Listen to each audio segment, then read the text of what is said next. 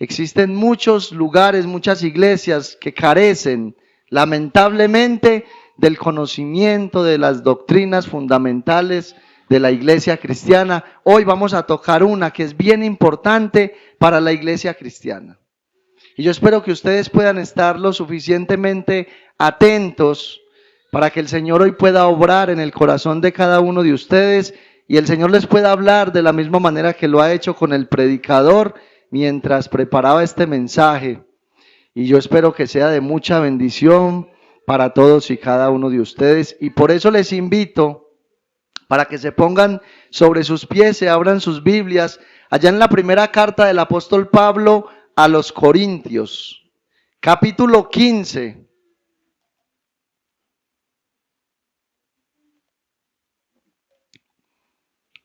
Primera carta del apóstol Pablo a los Corintios, capítulo 15, versículos 1 y 2. Yo quiero que usted mire, si tiene una Reina Valera, cómo titula este capítulo 15, la resurrección de los muertos. Y es en base a la resurrección de los muertos que vamos a mirar este mensaje de esta noche. Y leemos la palabra del Señor en el nombre del Padre, en el nombre del Hijo, nuestro glorioso Salvador Jesucristo, y bajo la dirección de su Santo y glorioso Espíritu que está en la iglesia, y como iglesia decimos, gloria a Dios. Dice así la palabra del Señor. Además os declaro, hermanos, el evangelio que os he predicado, el cual también recibisteis, en el cual también perseveráis, por el cual asimismo, si retenéis la palabra que os he predicado, sois salvos, si no creísteis en vano. Si no creísteis en vano, dejemos hasta ahí.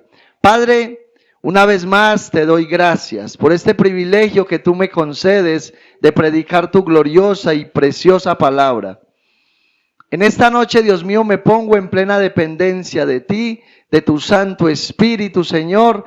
Anhelo simplemente y únicamente predicar lo que tú quieres que la iglesia reciba, lo que tú sabes que la iglesia necesita. Hoy te pido que me llenes de tu Espíritu Santo, que me llenes de tu gracia, de tu sabiduría, que me ayudes a entender primeramente lo que este pasaje significa para poder aplicarlo a la iglesia. Oro para que la iglesia esté receptiva, animada, con temor y reverencia. Que no simplemente la iglesia en esta noche preste el oído para olvidarse fácilmente, sino para llevar a la práctica todo lo que tú hables en esta noche, para que a través de tu palabra podamos seguir avanzando en la vida cristiana, manifestando el carácter santo de Cristo en nuestra propia vida y glorificando a Dios con todo lo que hagamos. Estamos en tus manos, Señor, y te pedimos que reprendas toda obra de las tinieblas, todas aquellas cosas que el enemigo quiera traer contrarias a la predicación de la palabra, todo entretenimiento que el enemigo quiera traer, Señor. Te pedimos que lo inactives y que lo quites de escena en esta noche. En Cristo Jesús. Amén. Gloria a Dios. Pueden sentarse. El título para el mensaje de esta noche es, escuche bien el título de esta noche, la realidad de nuestra resurrección. La realidad de nuestra resurrección. Y como decía antes de comenzar este mensaje, hoy en día la iglesia cristiana necesita que nosotros conozcamos sus doctrinas fundamentales, que entendamos que la iglesia cristiana tiene doctrinas que son fundamentales para el crecimiento y el avance de la iglesia, y las doctrinas fundamentales afectan de manera principal la salvación de la iglesia. Son doctrinas que como iglesia nosotros necesitamos defender a capa y espada. Son verdades elementales de la fe que usted y yo no podemos negociar bajo ninguna circunstancia. Entre esas, doctrinas fundamentales de la iglesia cristiana está la resurrección de los muertos, es decir, nuestra propia resurrección. ¿Por qué? Porque esta carta fue escrita justamente para la iglesia del Señor Jesucristo. El apóstol Pablo comienza en estos 2 versículos exhortando a la iglesia a hacer 2 cosas en la vida cristiana. Número 1, exhorta a la iglesia a perseverar.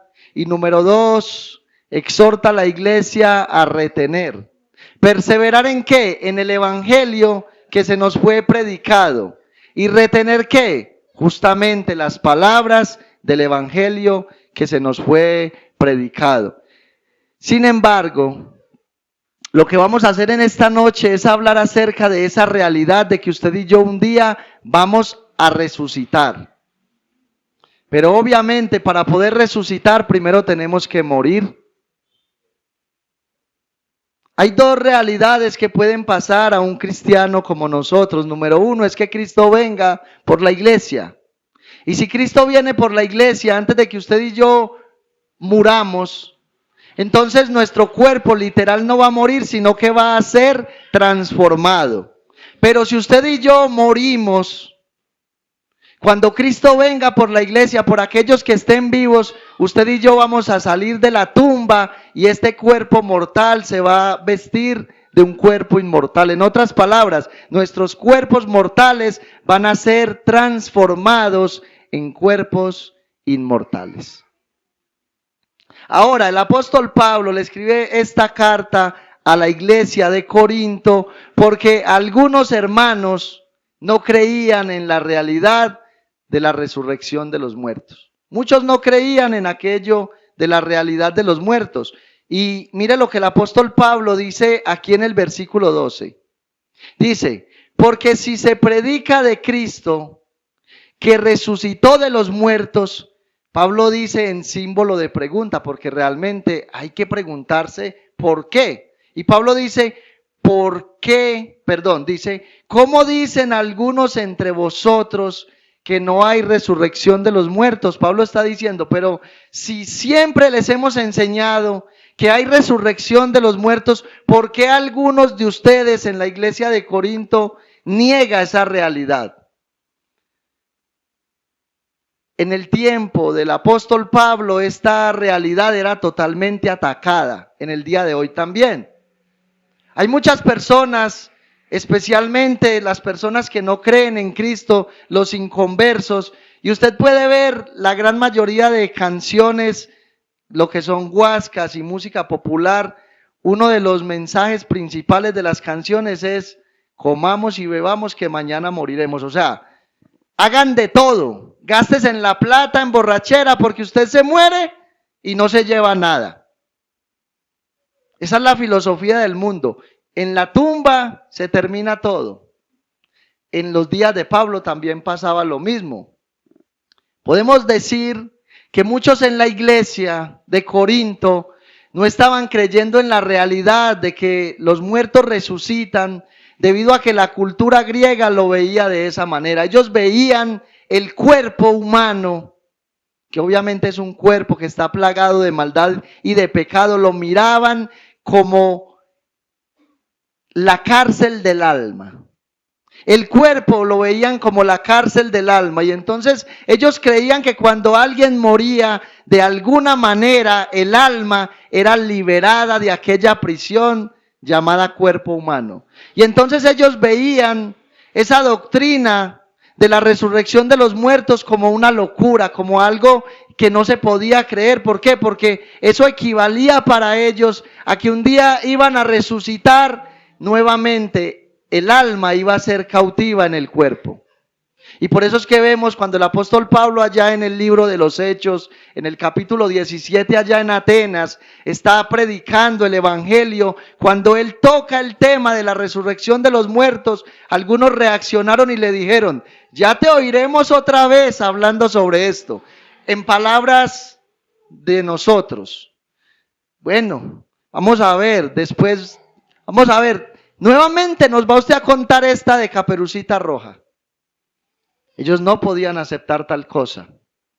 Veían a Pablo como un charlatán porque él estaba hablando acerca de la resurrección de los muertos.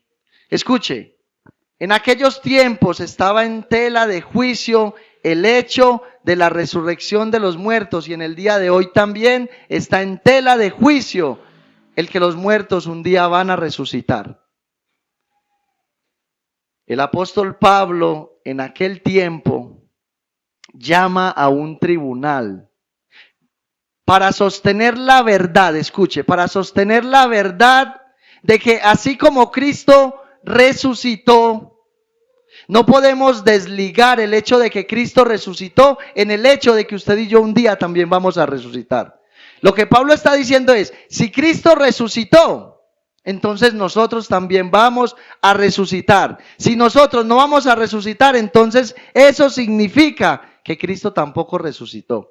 Así de sencillo. Así de ese punto lo pone Pablo.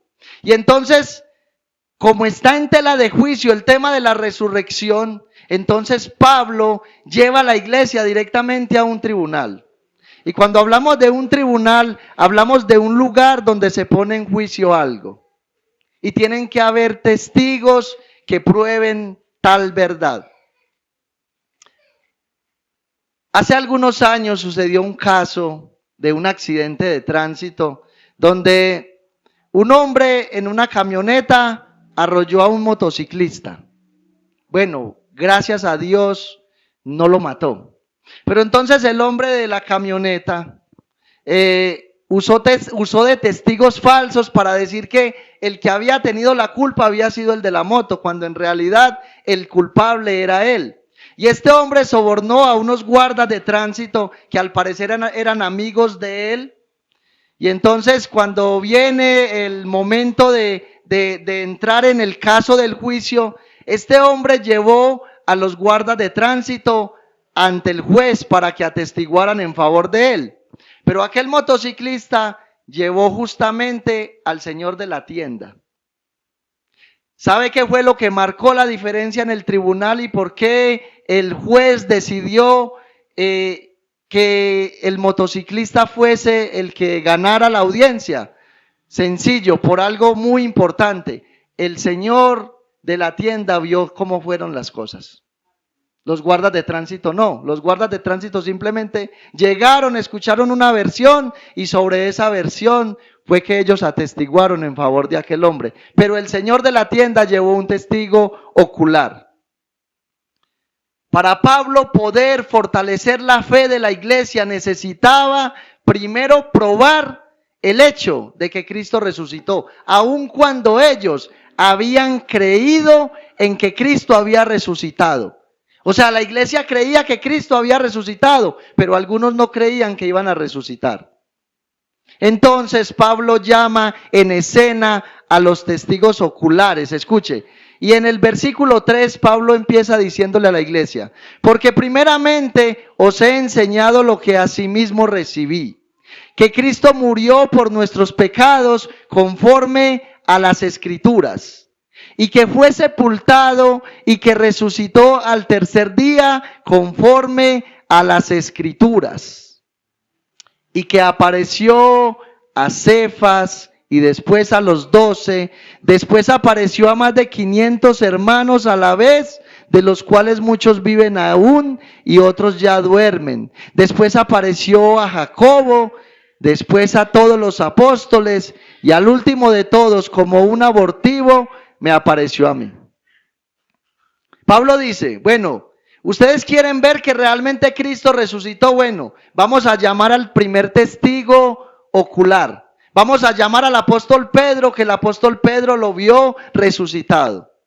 Y la cuestión es esta, usted mira al apóstol Pedro antes de ver al Cristo resucitado y usted ve a Pedro negando a Jesús 3 veces.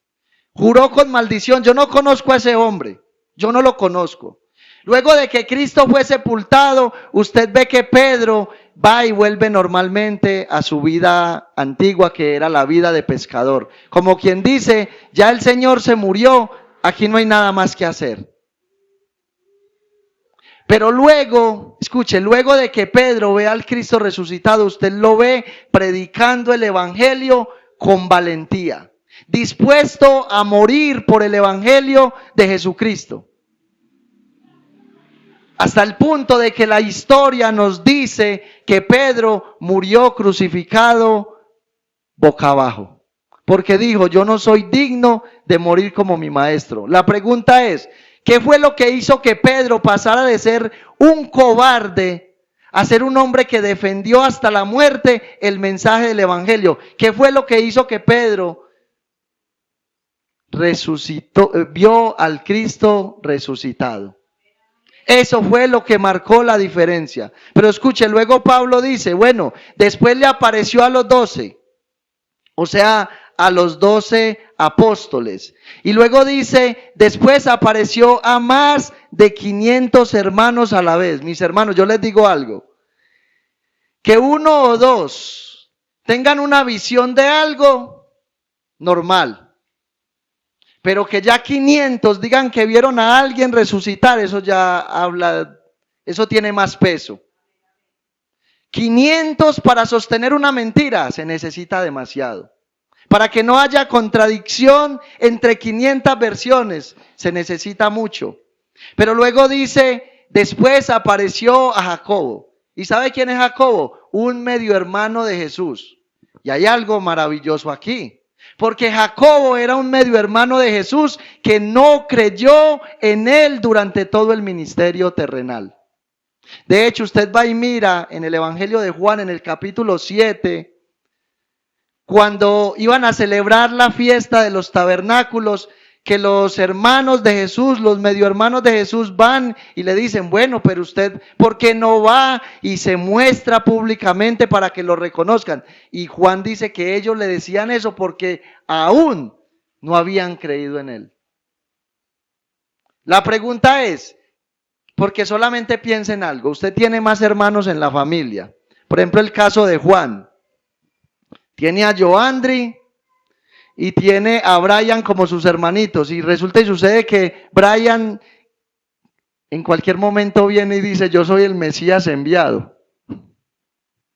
Cosa difícil de creer, que alguien que se levantó con usted en la misma casa de carne y hueso venga diciendo que es el Dios encarnado. Ellos no creían en Jesús, pero finalmente Jacobo, que es llamado también Santiago, fue uno de los líderes de la iglesia cristiana primitiva. Pregunta, ¿qué fue lo que marcó la diferencia en la vida de Jacobo? Haber visto al Cristo resucitado. Pero también está el testimonio, creo yo, más impactante de todos, y es el testimonio del mismo apóstol Pablo. Mire lo que él dice. Y al último de todos, como a un abortivo, me apareció a mí. Pablo no dice yo tuve una visión. Él dice me apareció a mí. Él lo vio en vivo y en directo. Y luego Pablo dice, porque yo soy el más pequeño de los apóstoles, que no soy digno de ser llamado apóstol, porque perseguí a la iglesia de Dios. Usted puede ver a Pedro en el libro de los Hechos, obligando a los cristianos a maldecir el nombre de Jesús. Usted lo ve en el capítulo 9 del libro de los Hechos, dice que iba camino a Damasco, justo a apresar, a arrestar a aquellos cristianos, incluso a hacer lo posible por llevarlos a la muerte. Y él allá en el capítulo 9 narra qué fue lo que pasó. Dice que lo rodeó un resplandor de luz y de repente le habló una voz y le dijo, Saulo, Saulo, ¿por qué me persigues? Dura cosa te es dar coces contra el aguijón. Y él le dice, Señor, ¿quién eres tú? Y le dice, yo soy Jesús a quien tú persigues. Mire algo, lo que el Señor le está diciendo a Pablo es, Pablo, usted le está dando patadas a un aguijón. Y usted piensa que le está haciendo daño al cristianismo, pero realmente el que se está haciendo daño es usted mismo. Me está persiguiendo a mí. Usted persigue la iglesia, me está persiguiendo a mí. Y Pablo pasó de ser un perseguidor de la iglesia a ser un poderoso defensor de la iglesia. Pregunta, ¿qué fue lo que hizo la diferencia? Lo que él está diciendo aquí. Tuvo un encuentro con el Cristo resucitado, lo pudo ver. Y eso es lo que nosotros necesitamos en el día de hoy. Yo voy a hacer una pregunta, pero no responda, solamente téngala para usted ahí. ¿Usted cree que Cristo resucitó? No me responda. Ahora viene la otra pregunta. ¿Usted cree que un día usted va a resucitar? ¿Sabe de qué depende la respuesta suya negativamente o afirmativamente? Su estilo de vida. Si usted cree que Cristo resucitó, y si usted cree que usted un día va a resucitar, eso significa que usted está viviendo como un verdadero cristiano. Eso es lo que marca la diferencia. El testimonio de hombres que verdaderamente se esfuerzan por agradar a Dios. Estos hombres de los cuales Pablo está mostrando aquí como testigos, fueron hombres que vivieron una vida en santidad, fueron hombres que dieron ejemplo, fueron hombres que manifestaron al Cristo resucitado, no con palabras, con su estilo de vida. Entonces, por eso Pablo nos dice aquí en los primeros versículos que leímos, versículos 1 y 2, que debemos perseverar en el Evangelio y retener el Evangelio. Mire lo que dice en el versículo 1. Además os declaro, hermanos, el Evangelio que os he predicado, el cual también recibisteis, en el cual también perseveráis. Primera palabra que vemos aquí que es bien importante, la palabra perseverar. Y esta palabra significa permanecer firmes en el compromiso de ser fieles a Dios a pesar de la tentación, la oposición o la adversidad. Eso significa la palabra perseverar, permanecer fieles a Dios a pesar de todo. Escuche, usted acá tiene que luchar con la enfermedad. Usted aquí tiene que luchar con los problemas y con una serie de cosas, pero un día usted va a morir y va a resucitar, no con ese mismo cuerpo que se enferma, no con ese cuerpo que se duele, no con ese cuerpo que se aflige. Usted va a resucitar, si es un creyente en Cristo, con un cuerpo glorificado. Por eso es que Pablo dice, retenga esa verdad, persevere en esa verdad. ¿Y cómo perseveramos?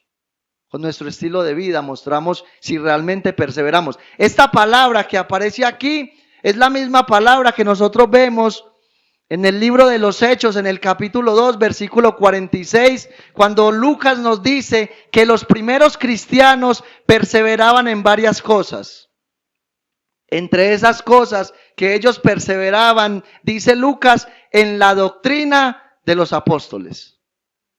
Perseveraban en la doctrina de los apóstoles. La doctrina de los apóstoles, la Biblia. Y en segundo lugar, versículo 2, Pablo dice, por el cual asimismo, si retenéis la palabra que os he predicado, sois salvos, si no creísteis en vano. Escuche, esta palabra retener significa impedir que algo salga, impedir que algo avance o siga su curso. Retener significa impedir que algo salga, pero para que algo salga primero tiene que entrar. O sea que lo que Pablo nos está diciendo aquí es que nosotros debemos permitir que la palabra que se nos predica en la iglesia entre al corazón y luego tenemos que retenerla.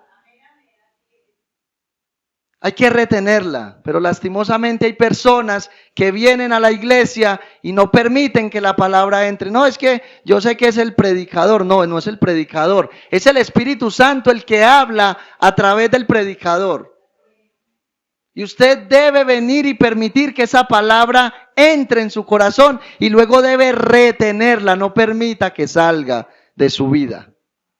Permita que esa palabra que usted está reteniendo sea la que lo lleve a vivir la vida cristiana.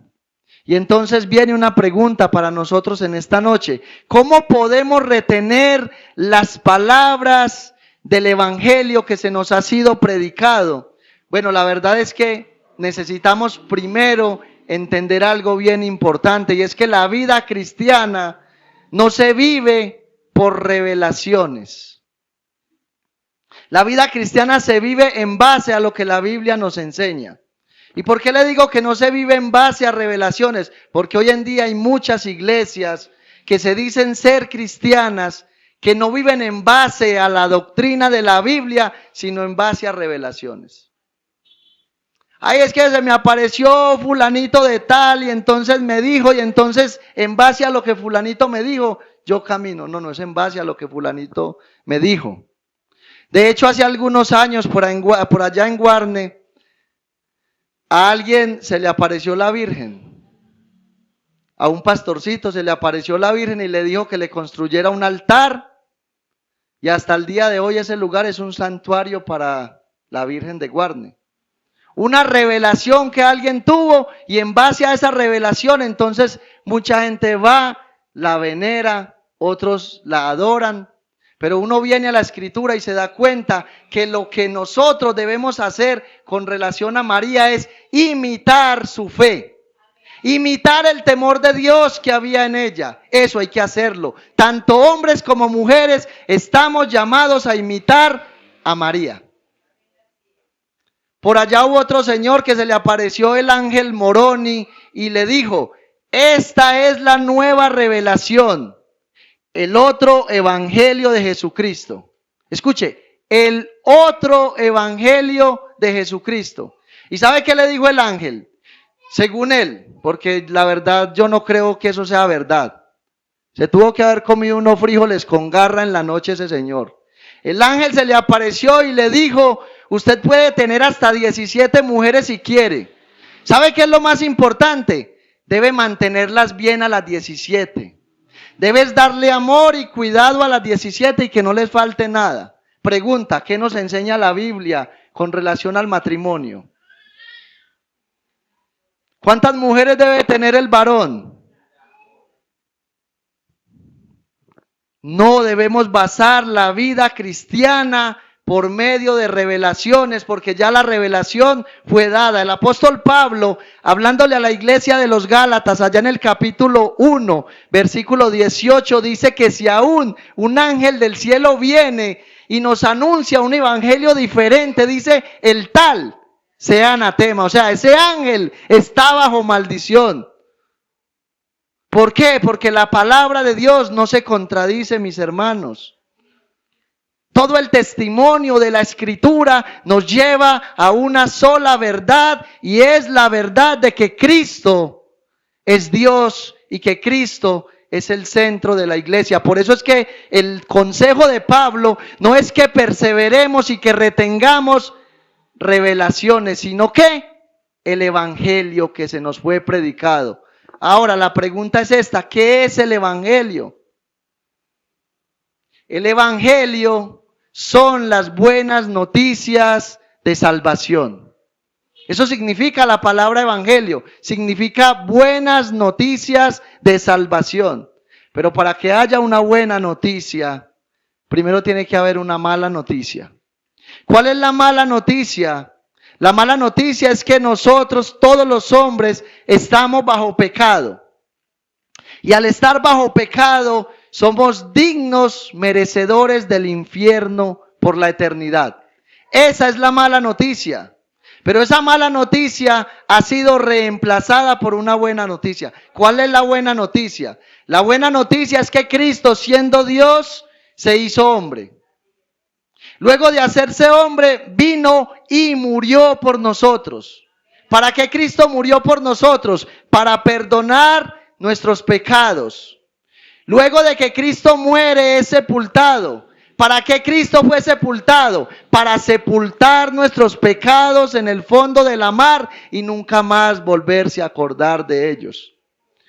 Luego dice la Escritura que Cristo resucitó al tercer día. ¿Y para qué Cristo resucitó? Para darnos una nueva vida a nosotros. para que nosotros también resucitáramos de entre los muertos.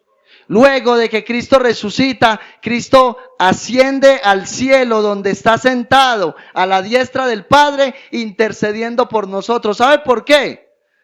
Porque Él conoce nuestra debilidad. Por eso Él intercede por nosotros. En esto es que usted y yo necesitamos perseverar. Esto es lo que necesitamos retener. Pero hay personas que no retienen la palabra. ¿Sabe por qué no la retienen? Porque lastimosamente no van a ella para conocer a Cristo. Hay personas que esperan que venga un ángel del cielo y le introduzca los 66 libros a la fuerza. Eso no va a pasar. No va el Señor a mandar un ángel que lo coja a usted el pelo, lo levante de la cama, luego vaya, lo lleve al baño, lo bañe, lo cepille, lo vista, lo siente en la sala, le ponga la cabeza frente a la Biblia y luego empiece a meterle palabra por palabra. Eso no va a pasar. Es una responsabilidad que nos compete a nosotros como iglesia si verdaderamente queremos conocer a Dios. Una de las cosas que no entendemos como iglesia es lo que pasa cuando usted y yo vamos a la Escritura. Cuando usted y yo vamos a la Escritura para conocer a Dios, aunque eso no lo vemos, es lo que Cristo manifiesta en el mismo Evangelio de Juan. Usted y yo vamos a la Escritura y usted y yo estamos frente a un oasis de agua viva. Y hay personas que están frente al oasis y prefieren permanecer en el desierto. Por eso es que hablando acerca de la fiesta de los tabernáculos, de la cual Jesús inicialmente no quiso subir con sus hermanos, luego Jesús va a la fiesta. Y nos dice Juan allá en el capítulo 7, en el versículo 37, que en el último día de la fiesta, Jesús se puso en pie y les dijo: el que cree en mí, como dice la Escritura, de su interior correrán ríos de agua viva. Y dice que esto hablaba Jesús por el Espíritu Santo que iban a recibir. Escuche, cuando usted y yo vamos a la Escritura, usted y yo nos acercamos a una fuente de agua viva que sacia nuestra sed, y el Espíritu Santo viene a enseñarnos directamente, a revelarnos a Cristo a través de la Escritura. Aún usted va al Antiguo Testamento y usted ve a Cristo en todas las páginas. Usted va al libro del Éxodo y mira el tabernáculo. Cada pieza del tabernáculo habla acerca del Señor Jesucristo. Necesitamos retener y perseverar en la Escritura, no en lo que nos dice fulanito, peranito, sultanito. Ahora, ¿por qué debemos retener las verdades que hemos recibido del Evangelio? Creo que existen muchas razones, pero en esta noche vamos a mirar tan solo 3. Escuche, no pierda de vista algo importante. Estamos hablando bajo el contexto de que usted y yo un día vamos a resucitar. Pablo lo primero que tiene que hacer es probar que Cristo resucitó, para después venir y decirle a la iglesia: así como Cristo resucitó, usted y yo vamos a resucitar. Pero Pablo dice algo: si Cristo no resucitó, nuestra fe es vana, nuestra predicación es vana. Pablo dice, y podríamos decirlo en esta noche: si verdaderamente los muertos no resucitan, Cristo no resucitó. Y si Cristo no resucitó, nuestra fe es vana y nuestra predicación también. En otras palabras, aquí, si no existe resurrección de los muertos, estamos perdiendo el tiempo. Nos hubiéramos quedado mejor en la casa viendo la novela. Pero como Cristo sí resucitó. ¿Cuántos dicen amén? Pero entonces, hablando acerca de la realidad de nuestra resurrección, vamos a ver 3 cosas que son bien importantes de por qué nosotros debemos perseverar y retener las palabras acerca de la realidad de la resurrección. Lo primero que vamos a mirar está en los versículos 13 y 14. Mira lo que el apóstol Pablo, lo que el apóstol Pablo le dice a la iglesia en los versículos 13 y 14. Porque si no hay resurrección de muertos, tampoco Cristo resucitó. Y si Cristo no resucitó, vana es entonces nuestra predicación, vana es entonces nuestra fe. Entonces lo primero que vamos a mirar es que si no hay resurrección de muertos, usted y yo estamos perdiendo el tiempo. Usted y yo deberíamos más bien de no creer a la Escritura, sino creer a lo que todo el mundo diga. Por allá, hace algunos años hubo un filósofo, no recuerdo bien el nombre y les digo, soy malísimo para el inglés. Pero sí les puedo decir algo que este hombre decía. Este hombre decía que la realidad de los seres humanos termina en la tumba. Algo sí decía él de verdad, y era que no importa si la cuenta bancaria que usted tiene está estimada en muchos dólares, pesos, bolívares, monedas esterlinas, etcétera, etcétera. No importa si usted es un magnate, si usted tiene muchas posesiones, cuando usted esté en el féretro, no va a marcar la diferencia. Eso es lo que este hombre dice, pero él lo dice bajo una perspectiva muy equivocada, porque él dice, la verdad es que la vida no tiene sentido. Por eso hay que buscar la felicidad en lo que usted crea que es su felicidad. Entonces usted se imagina a alguien que le fascine el alcohol escuchando a ese filósofo. Bueno, mi felicidad es la bebida, entonces muero borracho. El drogadicto, mi felicidad son las drogas, entonces muero como un drogadicto. Porque él decía algo como esto: si usted va en su automóvil y alguien está en la carretera y le pide ayuda para que usted lo lleve a X lugar, si para usted su felicidad en ese momento es llevar a esa persona, entonces llévela. Pero si su felicidad en esos momentos es tirarle el carro, atropellarlo y matarlo, hágale, porque nada tiene sentido. Mucha gente piensa de esta manera. Lastimosamente hay personas dentro de la iglesia que piensan de esta manera. Ay, hermano, no diga eso. Sí, piensan de esa manera. ¿Sabe por qué? Porque no tienen en mente la realidad de que hoy pueden morir y partir a la eternidad. Y aún no se han puesto a cuentas con el Señor Jesucristo. Ellos piensan que van a vivir muchos años. Lo que no saben es verdaderamente que la Biblia dice que la vida del hombre es como la nieblina. Usted va a lugares como Santo Domingo Sabio y usted ve todo nublado en la mañana. Y en cuestión de minutos usted vuelve y sale a la calle y ya el día está despejado.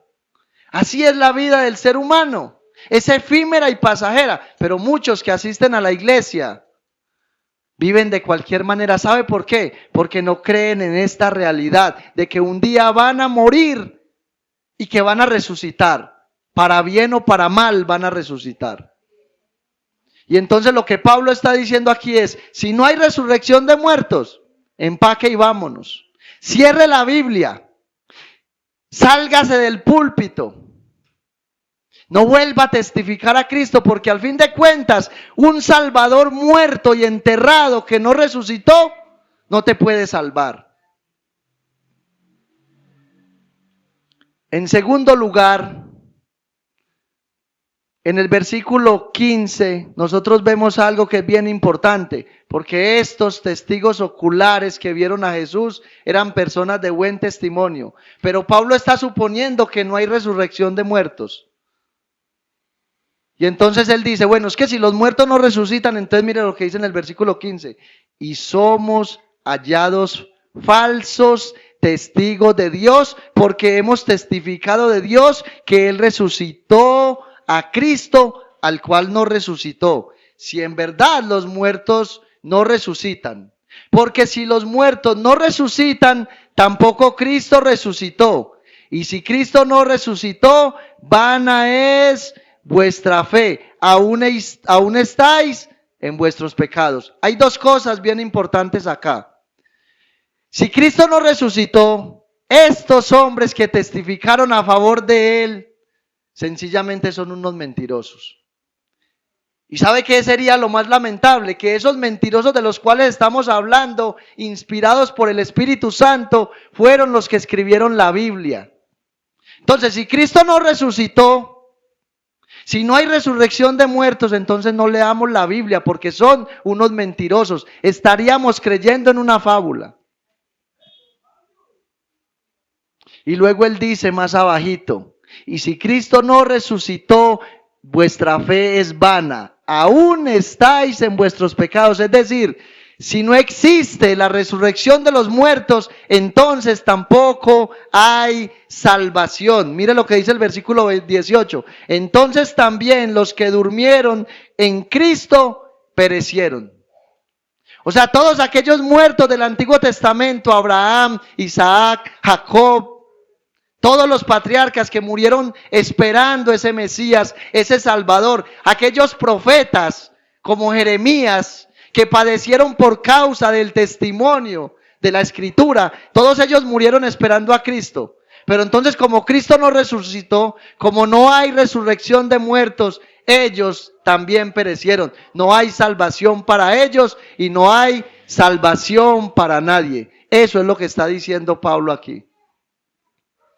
Pablo está diciendo, si no hay resurrección de los muertos, pero tenemos que cambiar ese panorama porque Cristo resucitó, amén. Y como Cristo resucitó, todo el panorama cambia. Versículo 20, mas ahora Cristo ha resucitado de los muertos, primicias de los que durmieron es hecho, porque por cuanto la muerte entró por un hombre, también por un hombre la resurrección de los muertos. Porque así como en Adán todos mueren, también en Cristo todos serán vivificados. Pero cada uno en su debido orden. Cristo, las primicias, luego los que son de Cristo en su venida. Lo que Pablo está diciendo aquí es que Cristo fue el primero que resucitó. Y como Cristo fue el primero que resucitó, Él se convierte en esa garantía para nosotros de que vamos a resucitar. Yo no sé si a usted de pronto le ha pasado así, pero hay patrones que le pagan a los trabajadores quincenal. Y entonces, cuando va por decir la mitad de la quincena, el patrón llega y le dice, bueno, aquí tiene estos 100,000 pesitos de adelanto. Dentro de 8 días que se cumpla la quincena, con toda seguridad le doy el resto. Bueno, es más o menos lo que Pablo está diciendo aquí. Cristo resucitó y Él es ese adelanto. Él es esa primera cuota de la quincena. Un día van a recibir la quincena completa. ¿Cuándo? Cuando resuciten de los muertos.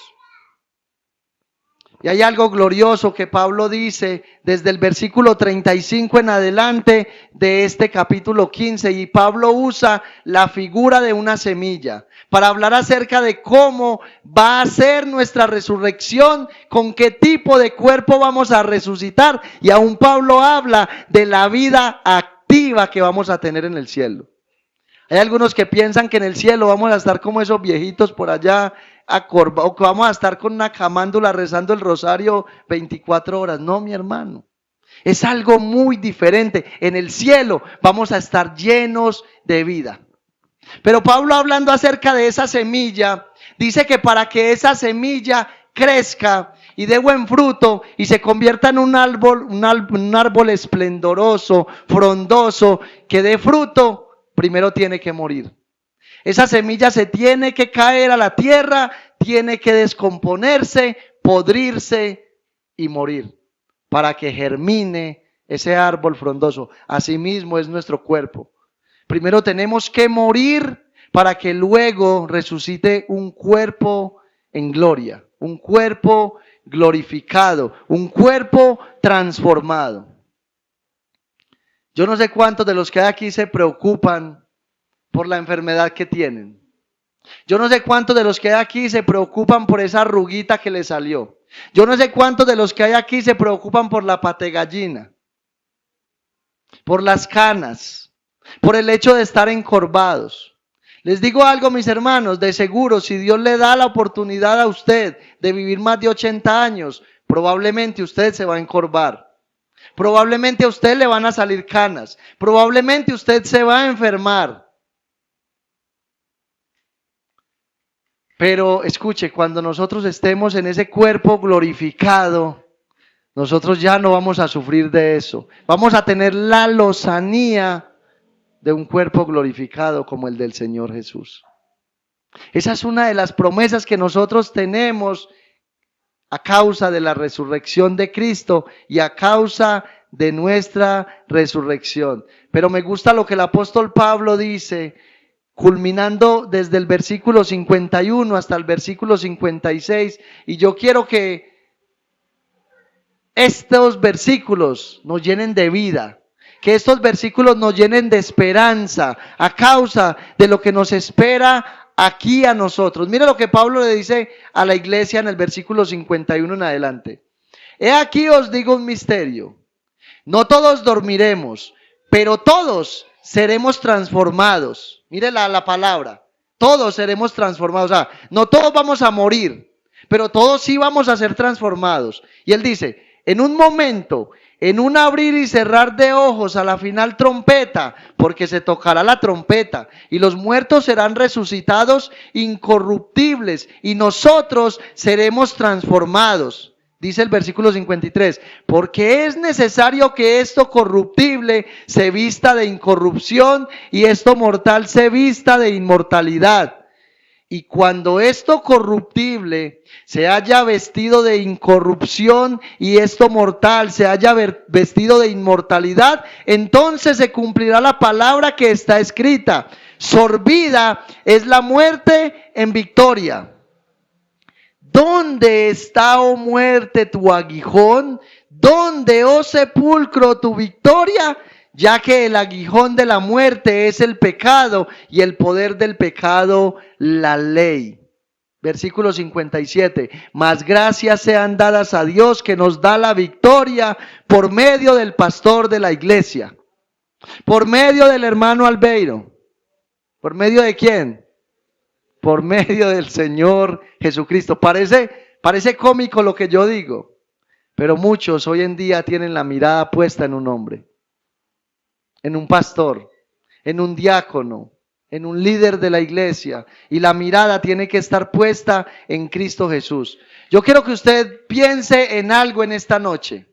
Solamente imagínese que nosotros estamos ya todos muertos, todos los que estamos aquí estamos muertos.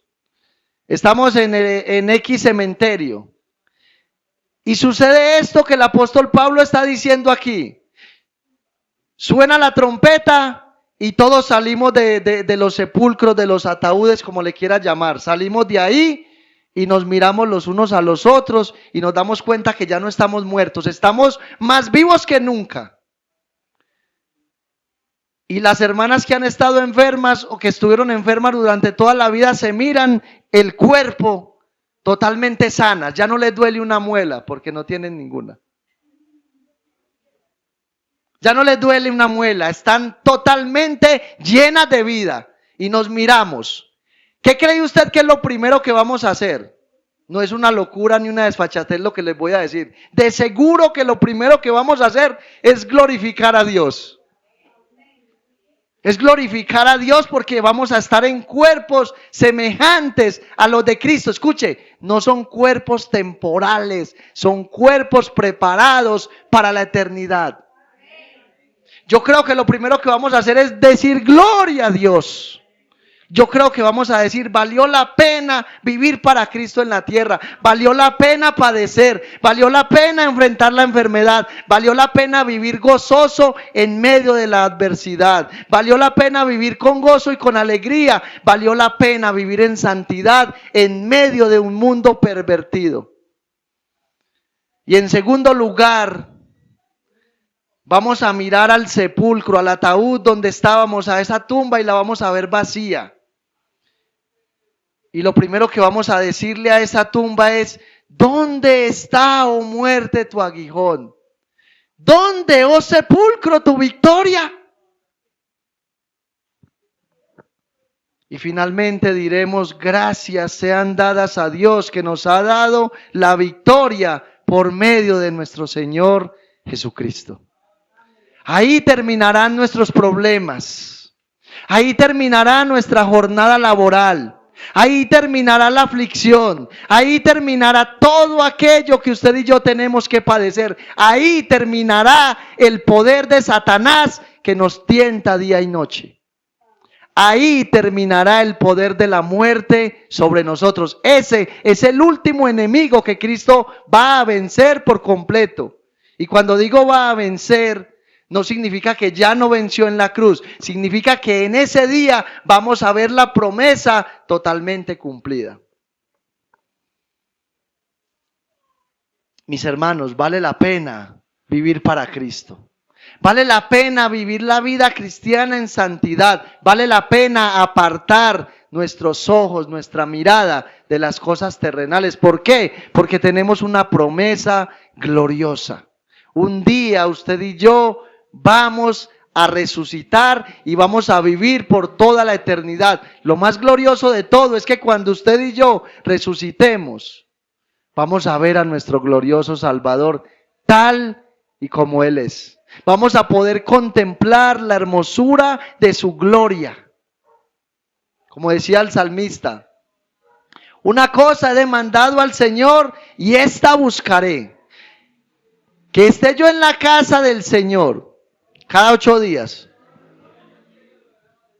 todos los días de mi vida, para ir a sentarme en la silla y hacer mala cara. Así dice el texto. Para contemplar la hermosura del Señor y para inquirir en su templo. En otras palabras, para conocerlo más y más. El salmista decía, anhelo estar en la casa del Señor para conocerlo más y más. Cuando usted y yo resucitemos, lo vamos a conocer tal y como es. Esto nos tiene que motivar a vivir la vida cristiana. Esto nos tiene que motivar a usted y a mí a caminar con el Señor todos los días con gozo, con alegría y con gratitud. Esto nos tiene que animar a salir de la religiosidad, de la rutina. Esto nos tiene que mover a usted y yo a congregarnos, no para que el pastor nos vea, no para que los hermanos vean que nosotros somos los supercristianos. Es para que cuando usted y yo vengamos a este lugar, la presencia de Dios descienda sobre nosotros y el Señor nos fortalezca a través de su palabra para que un día veamos la promesa cumplida. Usted y yo vamos a resucitar y vamos a estar con nuestro Salvador, pero van a ver quienes van a resucitar para condenación eterna. Cuando estén allá en el trono blanco, en el juicio del trono blanco, van a escuchar las peores palabras que nunca nadie más ha escuchado. Apartaos de mí, malditos, id al fuego eterno preparado para Satanás y sus ángeles. Así que si usted en esta noche aún no ha recibido el perdón de sus pecados, si usted no ha venido a Cristo en arrepentimiento y fe, si usted hoy no camina en santidad para el Señor, yo le aconsejo que en un acto de humildad reconozca sus pecados delante de Él, le pida perdón, le pida que lo salve, que lo llene de su espíritu y que lo prepare para ese glorioso día, para que usted sea uno de esos que va a resucitar. El libro de Apocalipsis dice, bienaventurado y santo aquel que participa en la primera resurrección, de esta que estamos hablando. Dice, la segunda muerte ya no tiene potestad sobre él. Mis amados hermanos, yo espero que este mensaje de esta noche nos ayude a reflexionar, nos ayude a meditar y que hoy podamos nosotros salir de este lugar con la plena confianza y la plena convicción de que Cristo en la cruz del Calvario ya nos dio la victoria. Solamente nos queda caminar el resto de días o de años que Cristo nos dé aquí en la tierra y vivir para su gloria, para que un día veamos en nosotros manifestada la promesa de la eternidad. Amén. Póngase sobre sus pies y vamos a orar. Señor, una vez más te damos gracias por tu palabra. Gracias porque tú nos hablas, Señor. Gracias porque tú nos corriges a través de ella, porque tú nos mueves a vivir para ti, Señor. Hoy te damos gracias por el sacrificio de Cristo en la cruz del Calvario. Un solo sacrificio perfecto, hecho una vez y para siempre. Hoy damos gracias por el Consolador que nos ha sido dado. Ese consolador que está con nosotros todos los días, que nos fortalece, que nos consuela, que nos enseña y nos instruye en la palabra. Ese consolador que nos anhela celosamente. Hoy yo te doy gracias, Señor, por esta palabra. Te pido, Señor, que tu iglesia medite en esta realidad y que viva conforme a esa gloriosa realidad. Hoy yo te ruego, Señor, que fortalezcas al que está débil, que consueles al que está turbado y cansado, que des nuevas fuerzas. Hoy yo te ruego, Señor, por todos aquellos que han de escuchar este mensaje posteriormente en nuestro canal, para que ellos presten todo su oído a esta palabra y para que sean renovados a través de ella. Trae salvación, mi Señor y mi Dios amado, a todos los perdidos. Fortalece, Señor, esta iglesia y síguela llevando hacia adelante. Hoy, Dios mío, yo te alabo y te bendigo y te doy toda la gloria, la honra y la alabanza en Cristo Jesús, y suplico que nos lleves en paz y en seguridad a nuestros hogares y que nos permita, Señor, concluir esta semana que ya va por más de la mitad, Señor, recordando siempre tus palabras, llevándolas a la práctica y gozándonos y deleitándonos cada día en nuestra vida cristiana. Gracias te doy por esto y por todo en Cristo Jesús. Amén y amén. Dios les bendiga, Dios les guarde a todos. Una feliz noche.